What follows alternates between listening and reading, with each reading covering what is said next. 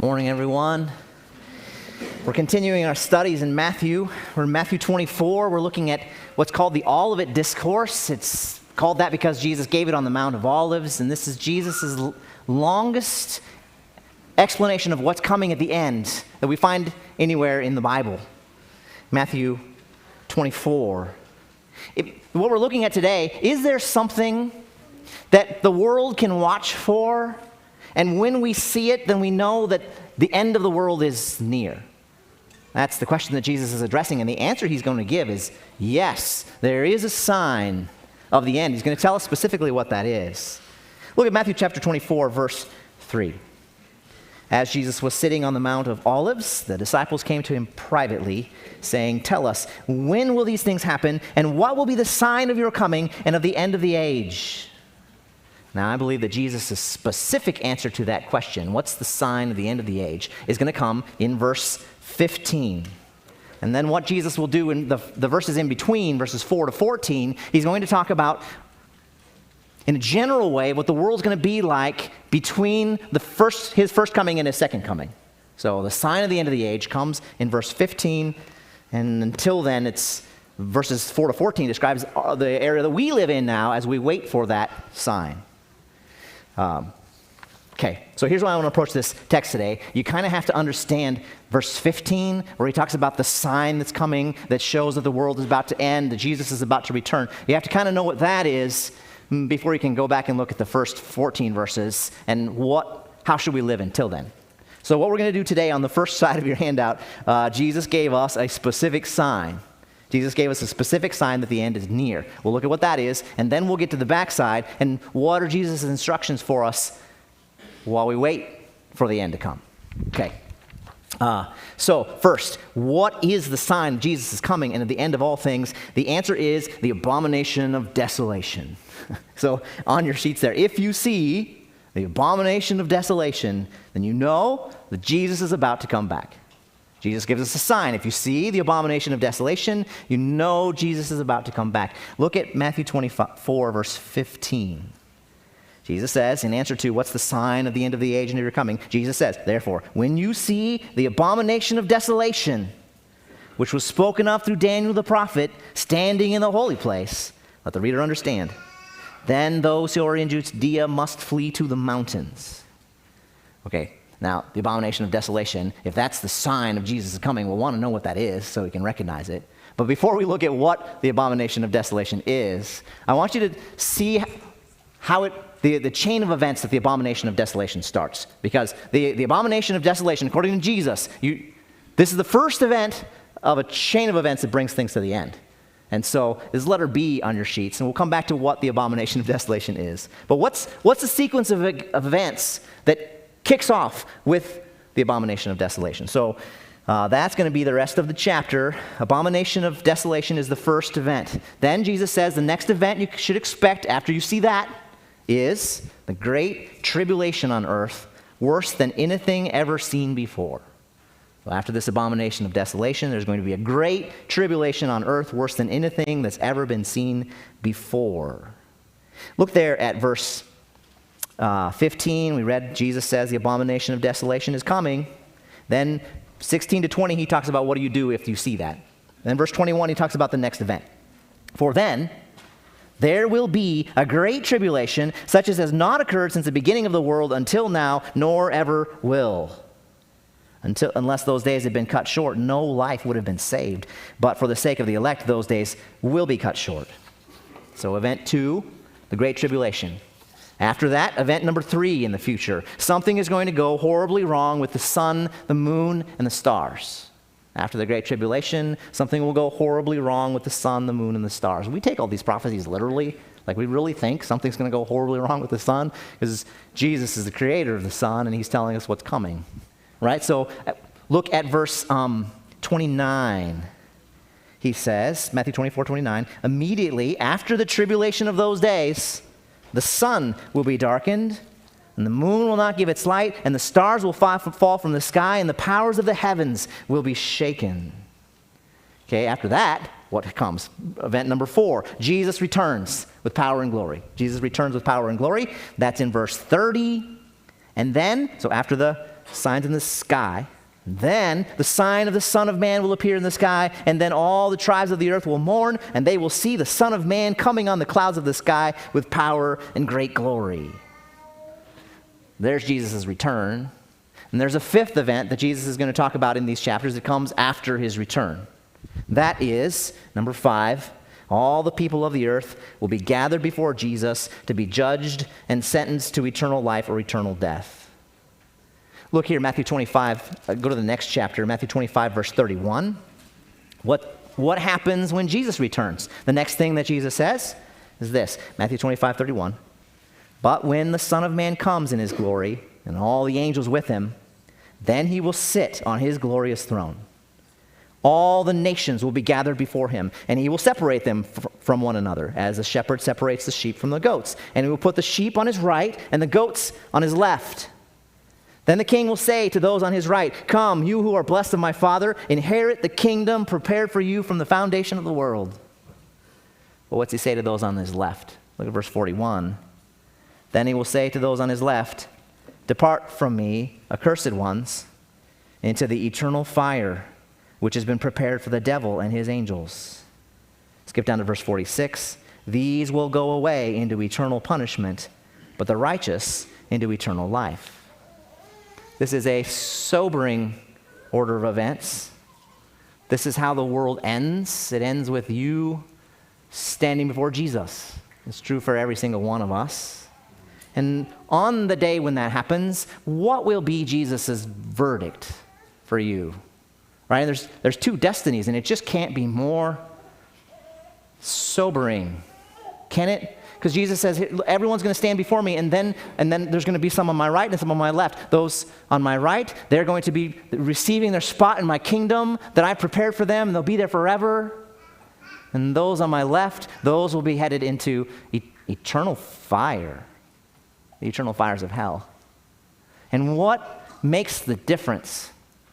Right? When you're standing before Jesus, what makes the difference whether you get into the kingdom or you get into the eternal fire? It's not how good you lived, because none of us have lived good enough, right? If we stand before Jesus and the judgment's going to be that, it's going to be there. All of us are guilty. Our only hope, your only hope, when you stand before Jesus at the end of time, your only hope is that your sins will have been forgiven. There's one way that happens. Jesus Christ died on the cross for us. He rose again. He offers free forgiveness to whoever will receive him. Have you received Jesus? Have you heard that he died for you and rose again and said, "Jesus, I'm done going my own way. I trust in you"? Do you know him? Only those that know him can look at the end of time and be secure. So this is the sequence of events, right? But what we're talking about in this chapter, the question the disciples asked is, what's the sign? Right? We know you're going to come back. What's the sign of the end of your coming? And his answer is the abomination of desolation.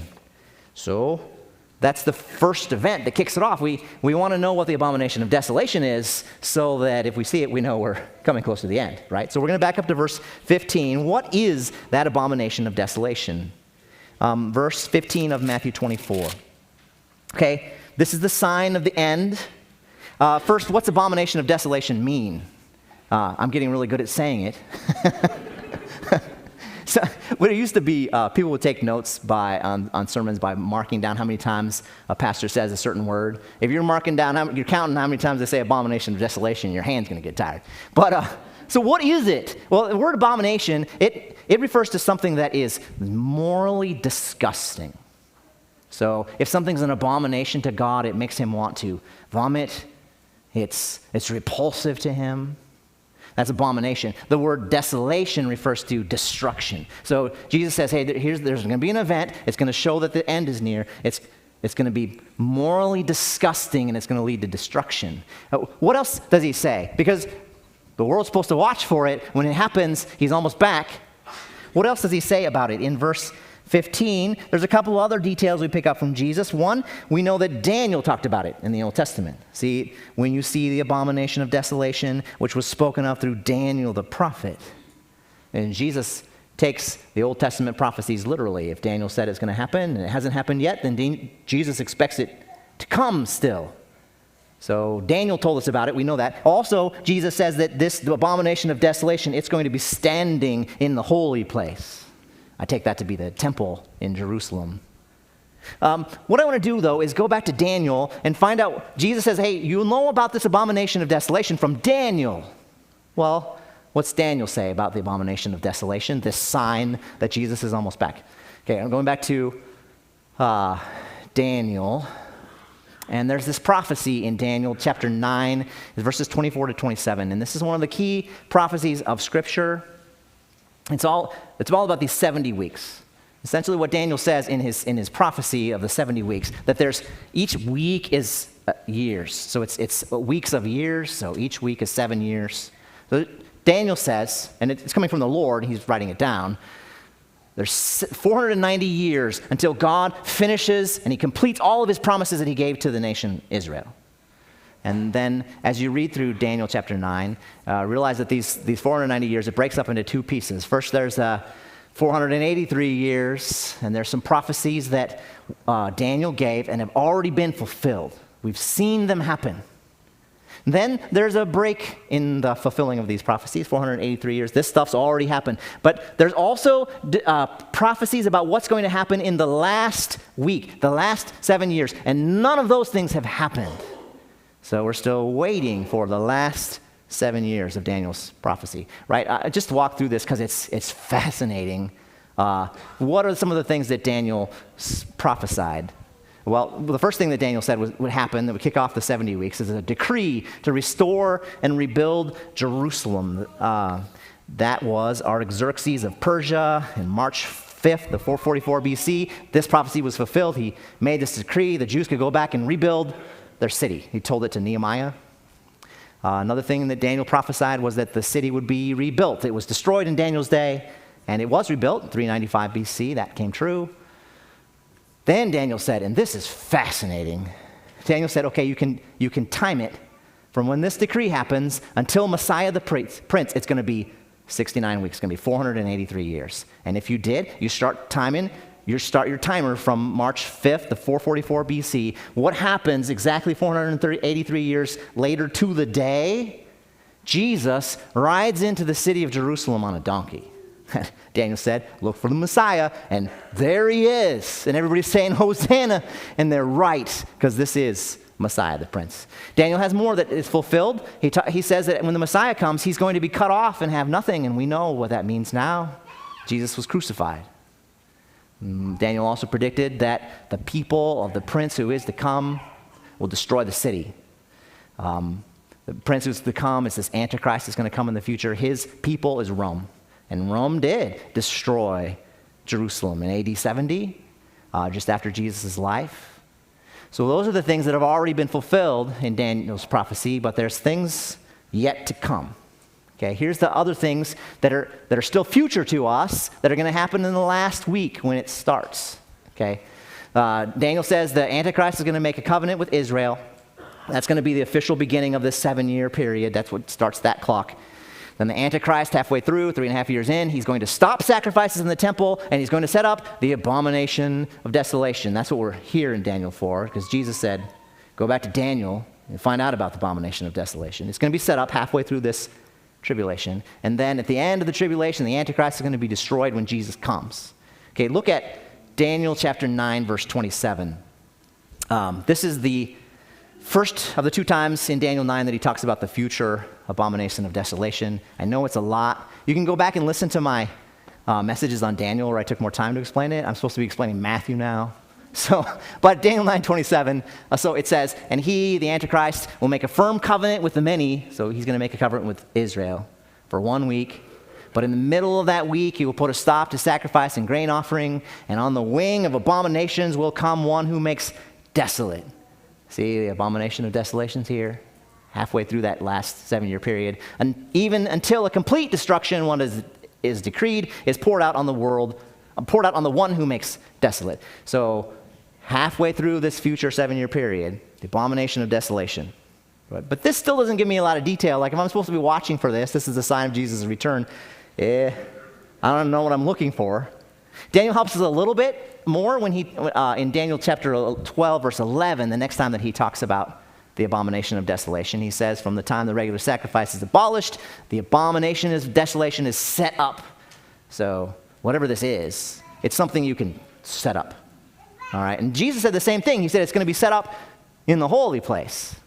Now, thankfully, we have more than just Daniel that tells us about the abomination. I don't have time to look up those verses, so I want to kind of help you. Revelation 13, you can go look it up. Revelation 13, 2 Thessalonians 2, tell us more about what the abomination of desolation is.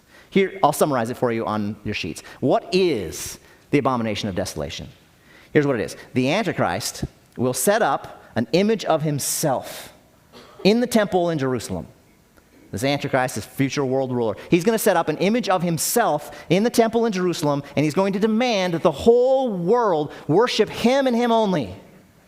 And if you don't worship him, you're dead.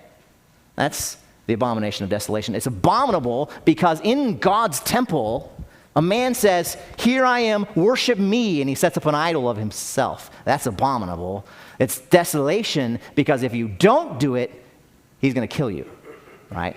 And so Jesus says, what's the sign of my coming? How do I know that I'm close to the end? He says, watch for the abomination of desolation. If you see that, you know the end is upon you. And then these 5 events are going to happen. Boom, boom, boom, boom. 3.5 years it's going to take from the abomination of desolation to the return of Jesus. Okay. I think it's helpful for us to have that tucked away. Jesus has given us a specific sign. When we see it, the end is near. But some of you are second-level Bible prophecy students. You'll know who you are. You already have a question in your mind. You're thinking, okay, now wait a minute. If the sign of Jesus' coming is going to happen halfway through the tribulation, well, as we understand the events of end times, the rapture happens before the tribulation.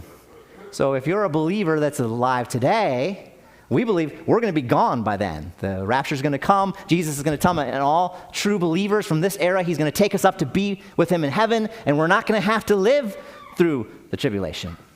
So if that's the case, why would Jesus say, hey, you know that the end is close when you see the abomination of desolation, but none of us are going to see it because we're gone?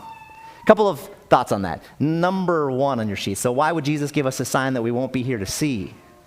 Number 1, the sign is for the believers who will be alive at that time.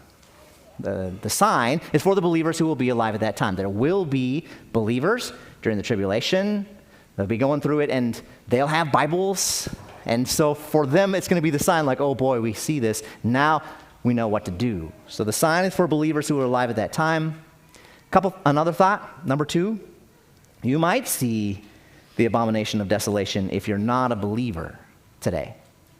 You might see the abomination of desolation if you're not a believer, because the rapture, Jesus comes and he takes those who know him to be with him in heaven. But if you don't know him, and the rapture comes today, you're going to be left on the earth.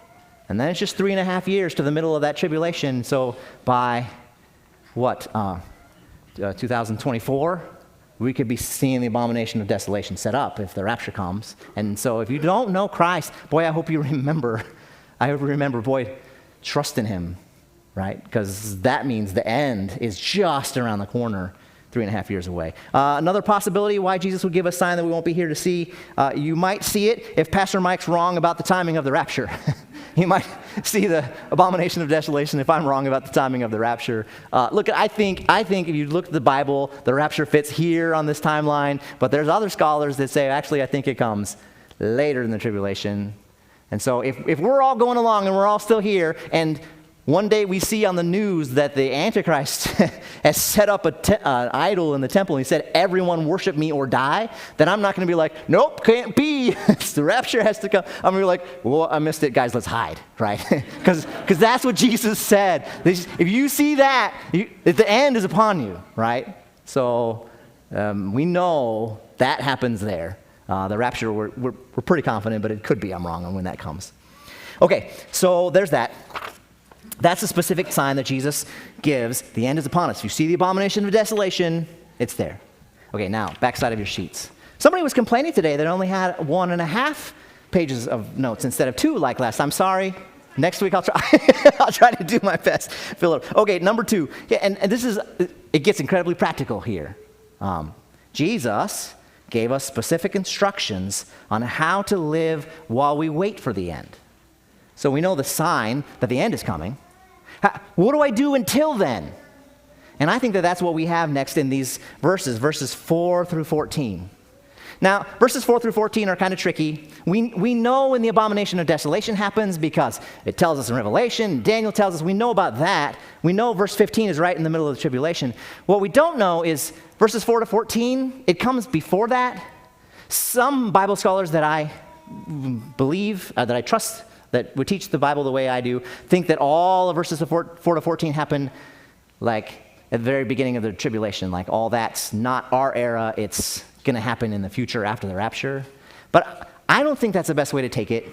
So for me, verses 4 to 14, it's Jesus is saying, hey, listen, okay, so here's the sign. It's going to come in the middle of tribulation. You see that? The end's coming. But until then, church, until then, Christians, here's what you can expect in between my first coming and my second coming. Part of the reason I think that's the best way to take that, if you look at verse 6, look at Matthew 24, verse 6. So they asked him, what's the sign of your coming? Verse 6, Jesus says, you'll be hearing of wars and rumors of wars. See that you're not frightened, for these things must take place, but that is not yet the end.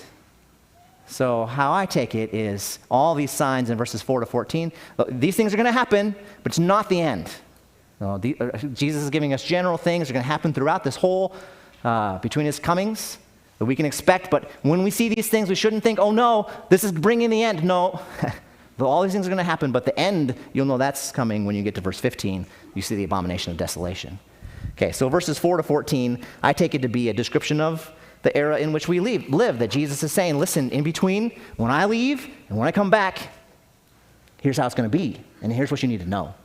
So that makes it super practical. Okay, so have anybody seen the abomination of desolation yet? Anybody here?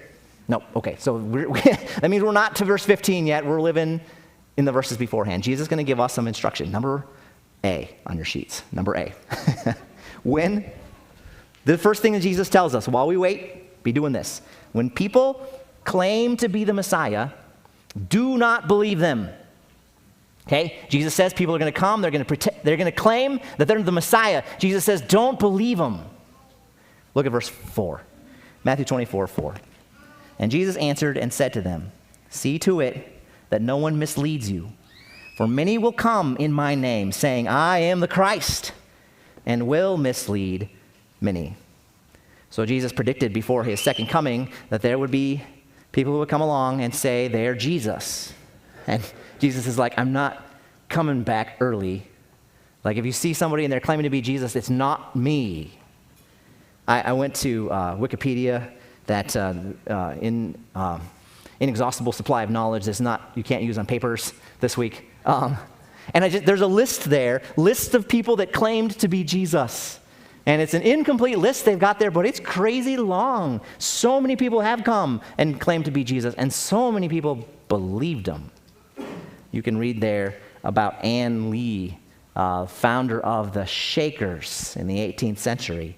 Her followers believed that she was the female incarnation of Christ on earth. You can read there about Haile Selassie I. This man didn't himself claim to be Jesus, but the Rastafari movement believes that he is the second coming and that though he's dead, he still lives, that he was Jesus coming back a second time. You can read there about Krishni Venta. This one's my favorite because of the pictures. This guy lived in 1948 in Simi Valley, California. I know it because I used to disc golf there. There's a great course. We should go sometime. So, but this guy, Krishni Venta, came out and his quote was, I may as well say it, I am the Christ. Right? And he even dressed like Jesus. So how can you argue? You can read about Sun Myung Moon. He was believed by members of the Unification Church to be the second coming of Christ, and apparently he believed in marriage as well. Here he is. Now I'm kind of laughing at this, but some of these stories have been tragic, right? You can read about Jim Jones. He claimed to be the reincarnation of Jesus, right? And then it led to the group of people went and they lived with him, and then there was murder-suicide of 909 people because they believed he was the Messiah, and they drank what he gave them. You could read about David Koresh, who claimed to be the Son of God, the Lamb, and because people believed him, it led to the death of 75 people in Texas in 1993. And so one of the first things Jesus says, while you wait for my coming, there's going to be people that are going to come, and they're going to claim to be me. And don't believe them. Don't believe anybody who says they're the Messiah. It's going to happen the way it's written in the Bible. He's not going to come back early before then. So there's that. Many have been misled. Don't be among them.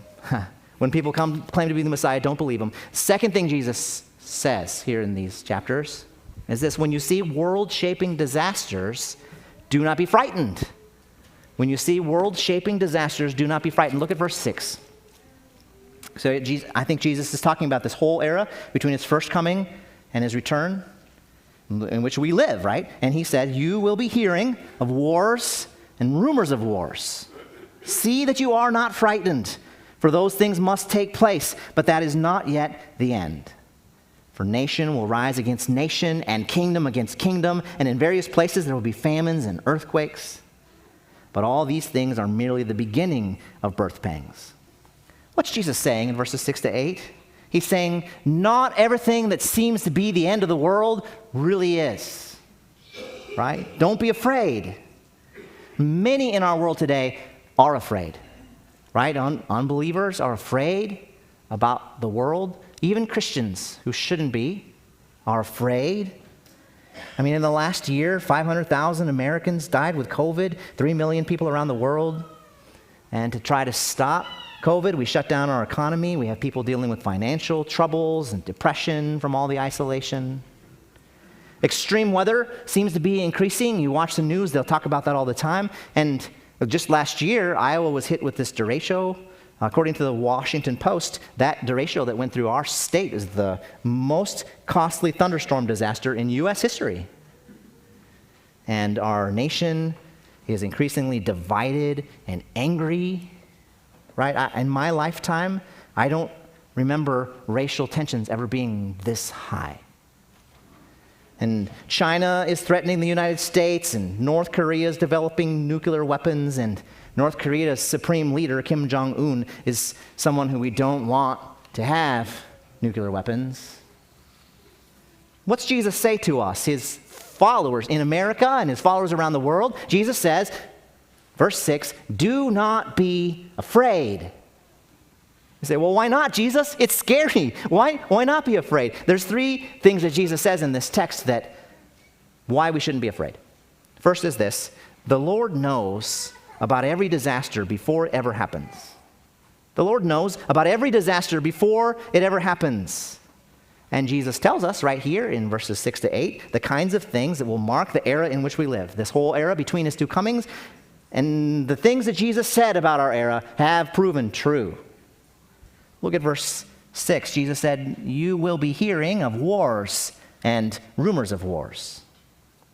I saw a stat this last week. So over the last 3,400 years of human history, the nations of the world have been at peace for 268 of those years. So in world history, there have been peace between nations on the planet 8% of the time. 92% of the time, somebody's at war. And most of that time, it's more than one war going on at the same time, right? Will America go to war with China, with North Korea? Will America survive?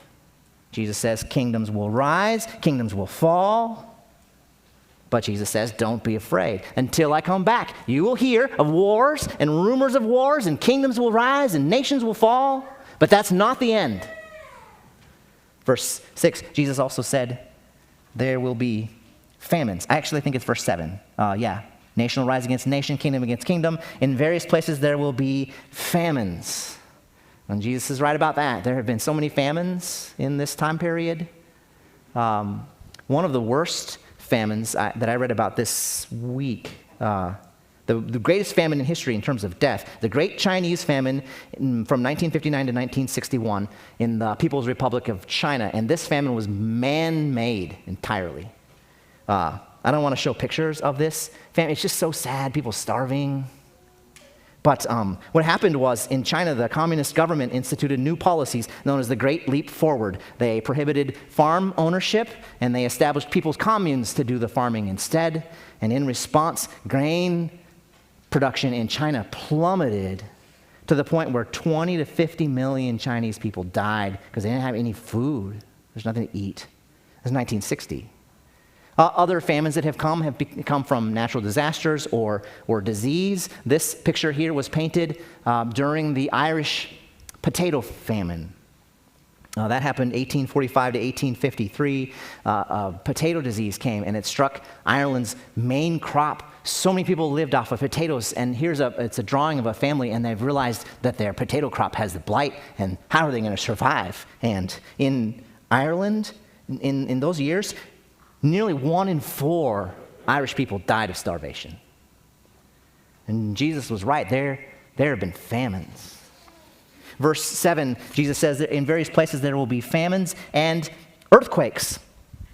The largest earthquake ever recorded on the Richter scale is a 9.5. That took place in May of 1960 in Valdivia, Chile. There's a picture of it here, some of the disaster that came from it. In that earthquake, 1,655 people died, 3,000 were injured, 2 million were displaced. But the deadliest earthquake in history, it happened way back in 1556 in Shaanxi, China. There was an earthquake that killed an estimated 830,000 people. 830,000 people, like the whole population of Greater Omaha or all of South Dakota died in one earthquake. Boy, if you lived in Ireland during the potato famine, or you lived in Shaanxi, China in the 1550s, or if you lived in France during World War II, you might be tempted to think the world is coming to an end. But Jesus says, don't be frightened. I'm telling you these things ahead of time so you don't lose perspective. It's going to be rough on planet Earth this whole time between my two arrivals. Verse 6, you'll be hearing of wars and rumors of wars. See that you're not frightened, for those things must take place. That's not yet the end. For nation will rise against nation, kingdom against kingdom, and in various places there will be famines and earthquakes. Then see what he says in verse 8. But all these things, and he's talking about all these disasters that have happened in our era since he was here, all these things are merely the beginning of birth pangs. Verse 8 gives us a little sense of how horrible it's going to be on earth in the tribulation, right? Because he's pointing all the worst disasters we've been through. And it says these things it's like an early labor pain compared to the labor that comes at the end. When the tribulation comes, it's going to make these things seem small in comparison. But Jesus says, when you see, and you're going to go through, there's going to be world-shaping tragedies all through this era. When you, my followers, go through world-shaping disasters and your nation falls and all these things are happening, Jesus says, don't be frightened. Well, why not be frightened? Number one, the Lord knows about every disaster before it ever happens. Number two, second thing Jesus says here is this: every trouble that comes into the world is a necessary part of God's good plan. Every trouble that comes into the world is a necessary part of God's good plan. We'll see it in verse 6. He's talking about all these things that will come on the world. He says you'll be hearing of wars, rumors of wars. See that you're not frightened, for those things must take place. Those things must take place. The wars, famines, earthquakes. You could translate it, it's necessary for these things to happen. Mankind looks at these disasters and they call them senseless evils, or they call them the cruel hand of fate. Jesus looks at all these disasters and he says it's a necessary part of God's plan. These things must take place. These horrible tragedies, the loss of life and the great harm that comes from them, they're a necessary part of God's plan to deal with sin and sinners and to bring God's ultimate victory. I think to understand this, we have a hard time with it because we underestimate the seriousness that God takes sin. I mean, really, from God's perspective, right now we have a world of people that are just shaking their fist at their Creator. And we just live for everything else and we ignore Him. And God has said all these tragedies that are going to come, it's a righteous God now deems them necessary. This phrase, all these things must take place. I want to show you another time where Jesus says it. All these things must take place. So hold your finger here and go ahead with me a couple of chapters to Matthew 26. And we just studied this not long ago. Here we're going to the Garden of Gethsemane. Jesus has been praying this night. He's been pleading with God because he's headed to the cross. He's pleading with the Father, Father, if possible, please remove this cup. Please don't make me go through the cross. And if it's your will, then I'll do it. That's where we're stepping into the story. So Jesus has been saying, if there's any other way, please take this cup from me. And then the soldiers arrive to arrest Jesus. And as they're coming, Peter draws his sword and he starts swinging it. And Jesus says, stop. Look at Matthew 26, verse 52. Jesus said to Peter, put your sword back into its place, for all those who take up the sword shall perish by the sword. Or do you not think I can appeal to my Father, and he will at once put at my disposal more than 12 legions of angels? How then will the scriptures be fulfilled, which say that it must happen this way? Jesus knows there is no other way for mankind to be saved than for him to be arrested and crucified. Jesus knows, thinking of Mike Hulinsky, thinking of you, there's no way for your sins to be removed from you. There's no other way for them to be removed unless he goes through the cross on your behalf. And so Jesus says, it must happen this way. It was a hard road Jesus had to endure, but Jesus knew that on the other side of that difficult road, there's victory, and he trusted that God's plan, though difficult, was good. It must happen this way. Interestingly, Matthew 24:6 in the Greek, it's exactly the same phrase. When Jesus is talking about all the troubles that are going to come upon our world, he says, these things must take place. So when we see tragedies come upon the world, disasters, we should weep with those that hurt. We should run to their aid. But those of us who know Christ should not be afraid. Jesus said these things must take place. And why, I don't know. Maybe part of it is that if life was easier down here, that no one would take God's word seriously. If we were all just happy, maybe we wouldn't listen to the message and more of us would end up in hell. Maybe the disaster are God's merciful saying, oh, listen to what I have to say. I don't know. I don't know all the reasons, but just as Jesus, when he was walking towards the cross, he knew the difficulty he was going to have to walk through. When Jesus said, it must be this way. And so he trusted his Father as he walked through the difficulty. And so it is for Christians in our world. We see the tragedies that come and the real pain and the loss of life and the hurt we go through. And we can say the same thing. Jesus said, it must be this way. And so we weep with those that hurt and we help them and we point them to Christ because we know that if we get through this difficulty, on the other side, Jesus wins. Right? We can trust our Father that his plan is good. And so Jesus says, don't be afraid. Don't be afraid. I knew about all this before it happened. That's why I'm telling you ahead of time. Secondly, any trouble that comes into the world is a necessary part of God's good plan. And thirdly, Jesus says, reason why we shouldn't be afraid, God knows exactly how he will bring the world to its end, and none of these things are it. God knows exactly how he will bring this world to an end, and none of these things are it. See verse 6? See that you're not frightened, for these things must take place, for that is not yet the end. When I was a single guy in college, me and a buddy, we went to watch an end of the world film. I don't remember the film. I don't remember what happened, but it's one of those things, the world's coming to an end, you're trying to survive. And so there's a big asteroid that came and crashed into the planet, or there was a ecological disaster and everybody's freezing to death and you're trying to survive. It's that kind of a movie. The world comes to an end, and I thought it was kind of fun. We're walking out of the theater and my friend's face is white. And I was in Bible college at the time. I think I'd been in school for like a year, so therefore I'm an expert on all things Bible. And And so he says to me, he says, Mike, could that happen? Could that really happen? What's the Bible say? And I was able to tell him, no, that's not going to happen. Because the Bible tells us how the world comes to an end. The Bible tells us that the world comes to the end when Jesus steps in and brings it to an end. And we don't have to fear that the world is going to, it's not going to end in an ecological disaster. The world's not going to end in a nuclear holocaust.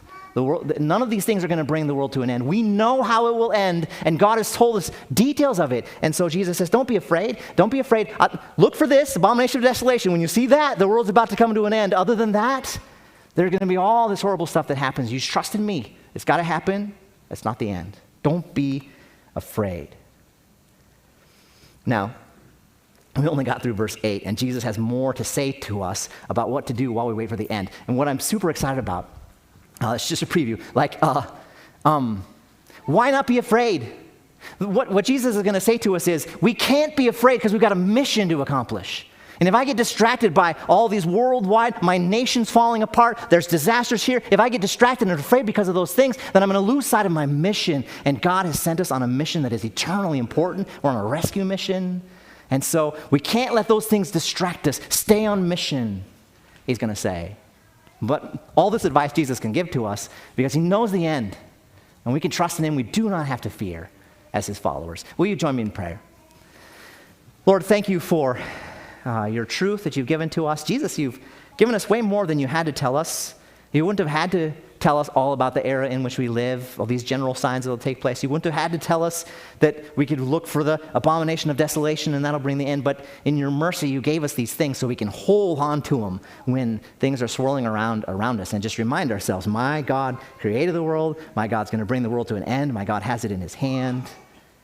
And so I just pray for us in this room. I pray as things swirl around us in the news that we might be people not afraid and focused on the mission that you've given to us to do, knowing that you're going to bring it to an end in your way, just in your time. And pray these things in Jesus' name.